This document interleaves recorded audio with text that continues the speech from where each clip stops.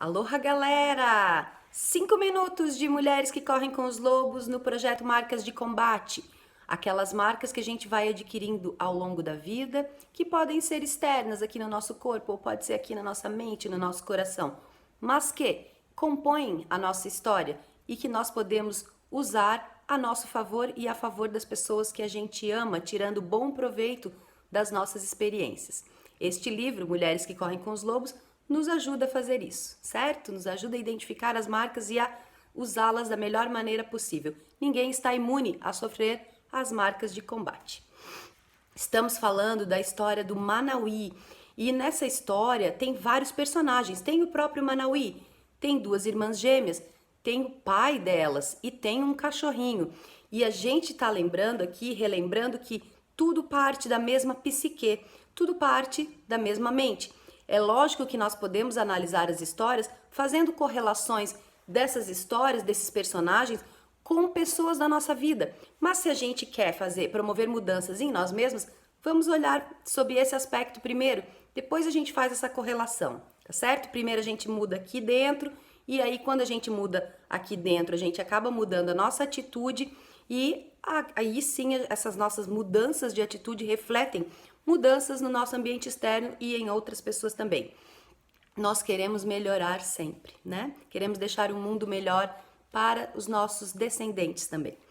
Então, vamos pensar um pouquinho nesses personagens? A gente já viu que as duas irmãs gêmeas representam uma mulher e a natureza dual que ela tem, né?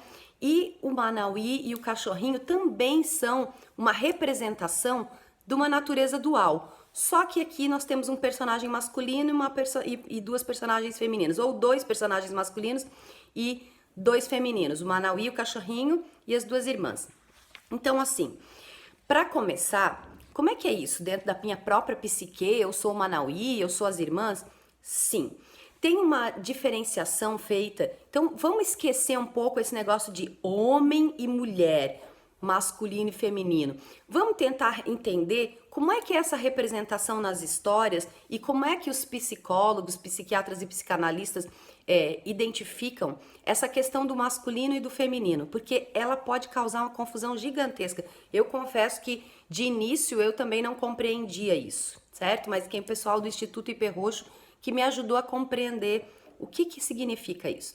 Então, assim, como características gerais do feminino estão a criação, a introspecção, essa coisa de estar dentro de si e criar e ter ideias e gerar coisas, certo? Então foi esse conjunto de características foi identificado como feminino. Por quê, Vilca?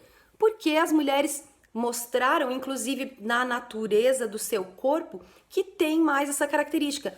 Ah, então os homens não têm? Claro que tem. Os homens também têm essas características, mas para fins didáticos, ficou sendo isso como feminino. E o masculino, então?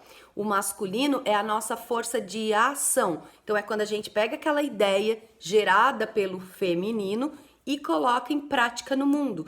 E aí, então, a gente tem esse lado masculino. Ah, mas é porque os homens são assim? Também os homens e as mulheres. Então, se a gente fosse compreender essa parte, então os homens têm o lado feminino e masculino e as mulheres têm o lado feminino e masculino. Quando nós estamos gerando, criando, tendo ideias, nós estamos com o nosso lado feminino aflorado. É isso que a gente está falando aqui da história, tá? Quando nós estamos agindo, construindo, executando algo, nós estamos com o nosso lado masculino aflorado. E um bom casamento entre esses dois lados é o que vai nos levar para o sucesso. Então, muitas vezes a gente tem o lado feminino super aflorado, ou seja, milhões de ideias e projetos e não consegue colocar em prática no mundo. O nosso lado masculino está um pouquinho inibido. Ou então a gente sai executando muita coisa como um trator, é uma máquina de fazer, sem parar para pensar se aquilo tem um significado profundo, se aquilo foi uma ideia bem gestada. E aí, então, a gente está com o lado feminino inibido e o masculino aflorado. O casamento entre os dois é o nosso ideal. Eu vou voltar, então, para agora, depois dessa explicação, que é apenas para fins didáticos, para a gente compreender o que é cada personagem, a gente então continuar com a história do Manauí, tá certo? Abraço e até amanhã, gente!